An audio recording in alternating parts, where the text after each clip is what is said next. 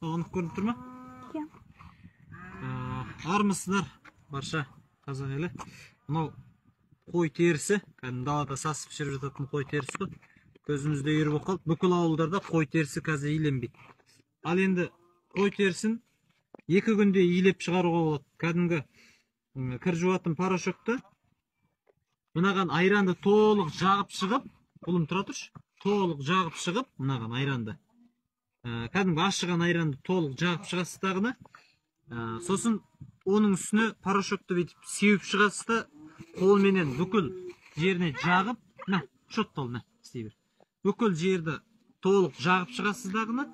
Бұлай қаттап, бұлай қаттайсыздар, бұлай қаттайсыздар.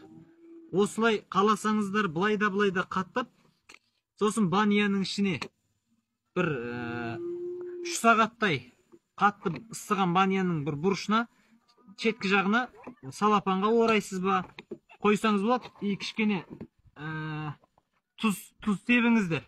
Оның қасына кішкене азғана тұз себіңіздер.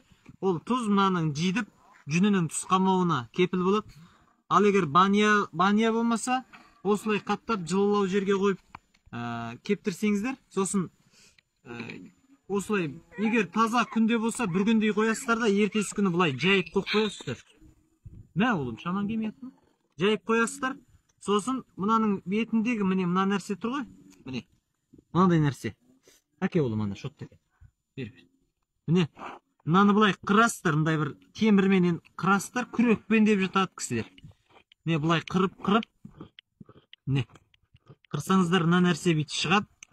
Осын енді қолмен де бүйтіп тартып алып тастауға болады, не біраз шығарбағаннан кейін.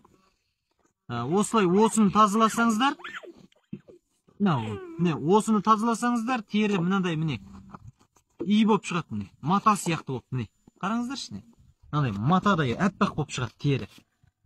Бұл әбден дыңғырап кепкен кезінде, мынау қазір ала құрғақ қой, әбден дыңғырап кепкен кезінде бұған сүт бүркіп қайтадан бір рет уқалап шығасыздар, осылай бүкіл жер. Содан кейін ол нағыз зей тері болып шығады.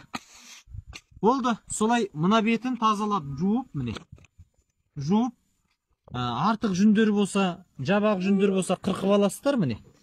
Сосын ең соңында шыбықпенен, кәдімгі жіңішке талменен сабап мынаны төңкеріп қойып, мынандай ұсақ түйек, міне мынандай қоқымдар болады, осының бәрін түсіріп тастаңыздар.